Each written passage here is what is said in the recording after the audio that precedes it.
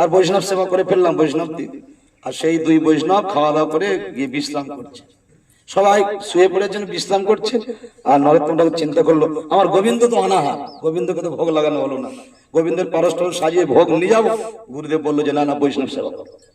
বৈষ্ণব যখন খিদে পেয়ে গেছে আজকে ঠাকুরকে ভোগ লাগাতে হবে। সেই নরোত্তম সকলের অজান্তে তিনি আবার রন্ধন করে ভগবানের মন্দিরে প্রবেশ করে ভোগ লাগাতে যাবে।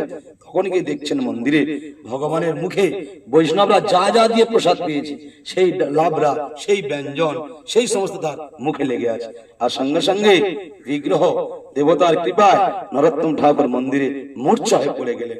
স্বপ্নে ভগবান বললেন, নরোত্তম, বৈষ্ণব সেবার পরে পৃথিবীতে আর কোন সেবা বাকি আছে? বৈষ্ণব হৃদয়ে সদা গোবিন্দ। এ কথাটা কে লিখলেন? এই নরোত্তম ঠাকুর।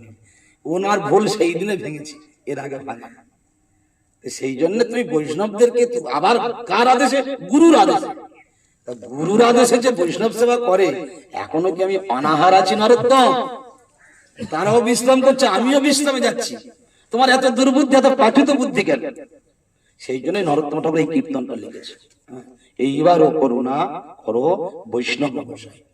এই ঘটনার পরে থেকে নরোত্তম ঠাকুর অনেক অনুশোচনা করে এত বড় একটা আমাদের জন্য এই কীর্তনটা উপহার দিয়েছে। গোবিন্দ হৃদয়, গঙ্গায় পরশ হইলে পশ্চাতে পাবন, দর্শনে পবিত্র করো, এই তোমার অনেক কিছু। সেই জন্য ইন্দ্রদম্ন রাজার অপরাধ হয়ে গেল। ভগবান বললেন, আমার বৈষ্ণব দাঁড়িয়ে আছে, ভক্ত দাঁড়িয়ে আছে, আর তুমি আমাকে নিয়ে এত সম্মান। এই জন্যে তখন সেই ভগবান এতদিন ভগবানকে পূজা করেও সেবা করেও এত বড় ভক্তের তার পতন হয়ে গেল, তাকে হস্তি জন্ম প্রাপ্ত হতে। ভক্ত হলেও তিলক মালা নিয়েও যতদিন পর্যন্ত, এটা তো বাইরে বৈষ্ণব, অন্তর বাহিরে সমব্যবহার, অমানি মানদ হব, কৃপা করো বৈষ্ণব ঠাকুর, কৃপা করো বৈষ্ণব ঠাকুর।